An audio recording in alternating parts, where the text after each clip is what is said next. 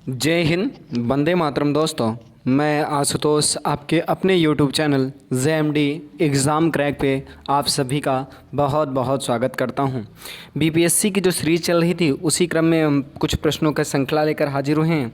आइए इस प्रश्नों की श्रृंखला को करते हैं, क्योंकि समय नहीं बर्बाद करना है और हर समय का हमें सदुपयोग करना है BPSC के पेपर तक। चलिए देर ना करते हुए प्रश्नों का इंतज़ार करते हैं। कह रहा, किस काल में अछूत की अवधारणा स्पष्ट रूप से उचित हुई?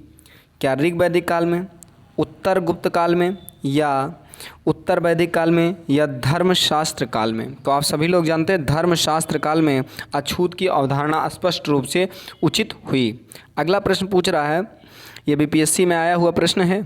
अगला पूछ रहा है, एशिया माइनर स्थित बोगाजकोई का महत्व इसलिए है क्यों वह जो अभिलेख प्राप्त हुए हैं इनमें वैदिक देवी देवता इंद्र, वरुण, मित्र और नश्य का उल्लेख है। अगला प्रश्न कह रहा, मध्य एशिया या तिब्बत के बीच एक महत्वपूर्ण व्यापारिक केंद्र था। वेद के मूल ग्रंथ की रचना वही की हुई थी, इनमें से कोई नहीं। तो आप लोग जानते हैं इसका सीधा सीधा कारण पहला विकल्प हो जाएगा सही।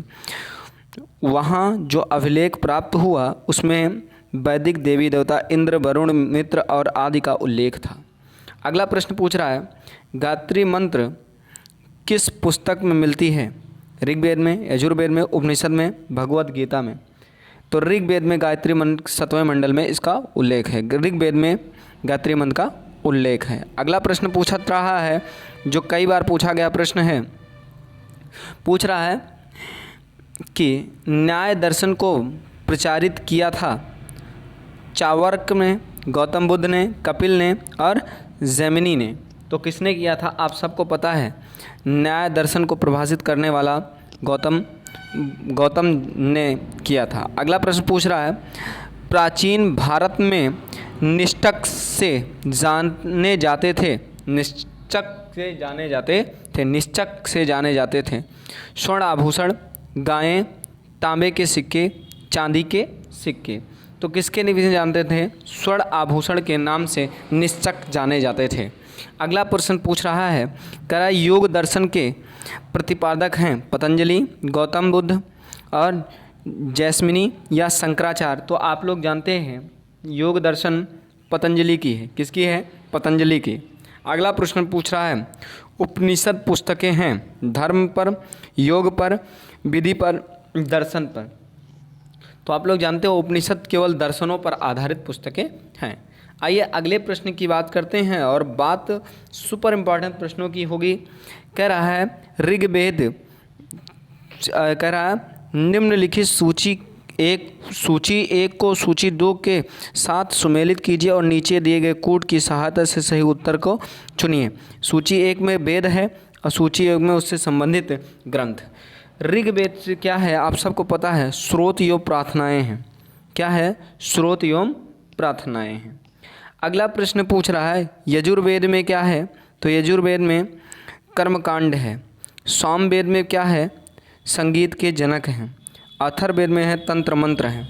तो आप जानते हो 1 का 4 तो पहले विकल्प में ही मिल रहा है, 1 का 4, 2 का 2 यही विकल्प मिल रहा है। तो यानी इसका पहला विकल्प सही हो जाएगा और कोई नहीं। अगले प्रश्न की बात करते हैं, जो सुपर इम्पॉर्टेंट प्रश्नों की सीरीज है। देर न करते हुए कह रहा, आरंभिक वैदिक साहित्य में सर्वाधिक वर्णित नदी है सिंधु, श्रुति, सरस्वती, गंगा? तो सबसे ज़्यादा अगर प्रसिद्ध जो नदी है तो वैदिक साहित्य में सिंधु नदी वर्णित है। अगला पूछ रहा है, उपनिषद काल के राजा अश्वपति शासक थे काशी के, कैकय के, या पंचाल के, या विदेह के? तो कहाँ के थे आपको पता होना चाहिए। ये सब कहाँ के शासक थे? तो कैकेय के शासक थे। अगला प्रश्न पूछ रहा है, अध्यात्मक ज्ञान के विषय में नश्चेतक और यम का संवाद किस उपनिषद से प्राप्त होता है? क्या बृहदारण्यक उपनिषद से, छंदो योग उपनिषद से, कंठो उपनिषद से, केन उपनिषद से। तो किस उपनिषद से हुआ है?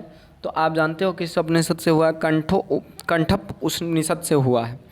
अगला प्रश्न पूछ रहा है, अगला प्रश्न है, आज का बड़ा अच्छा प्रश्न पूछा जा रहा है। वैदिक नदी कुंभा का स्थान कहाँ पर निर्धारित होना चाहिए? अफ़गानिस्तान, कश्मीर, चीनी तुर्की, पाकिस्तान, पंजाब में। सॉरी, कहाँ पर होना चाहिए? तो आप जानते हैं वैदिक कुंभा नदी कहाँ पर है? अफ़गानिस्तान में होना चाहिए। अगला प्रश्न पूछ रहा है, कपिल मुनि द्वारा प्रतिपादित दर्शन प्रणाली है?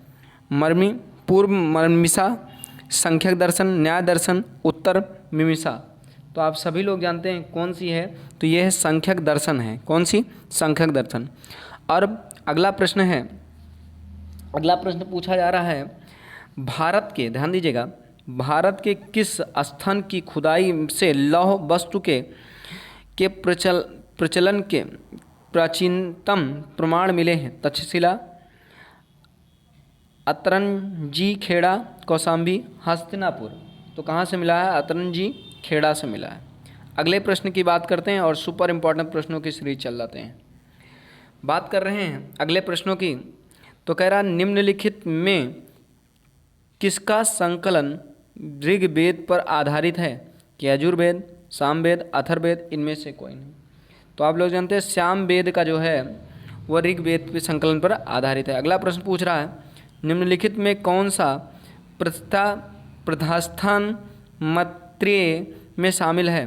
प्रस्थान त्रय में शामिल है भागवत, श्रीमद् भागवत, ब्राह्मण सूत्र, उपनिषद। तो आप जानते हो भागवत प्रार्थना त्रय में शामिल नहीं है। कर्म का सिद्धांत संबंधित है न्याय से, मीमांस से, वेदांत से, वैश्विक से। तो आप जानते हैं मीमांस से संबंधित है, मीमांसा से संबंधित है। अगला प्रश्न है जो इम्पोर्टेंट प्रश्न पूछा गया है, सुमेलित कीजिए। सुमेलित करने की बात आती है तो अथर्ववेद कहाँ से? औषधियों से। ऋग्वेद किससे है? सामवेद तो आप सब लोग जानते हो संगीत से संबंधित है, आपको पता होना चाहिए। ऋग्वेद किससे संबंधित है? जो ऋग्वेद है वह संबंधित है ईश्वर की महिमा से। यजुर्वेद बलिदान से संबंधित है। तो एक का तीन किस में है? वो पहले विकल्प में है और किसी में नहीं है। तो पहला विकल्प सही हो जाएगा आपका।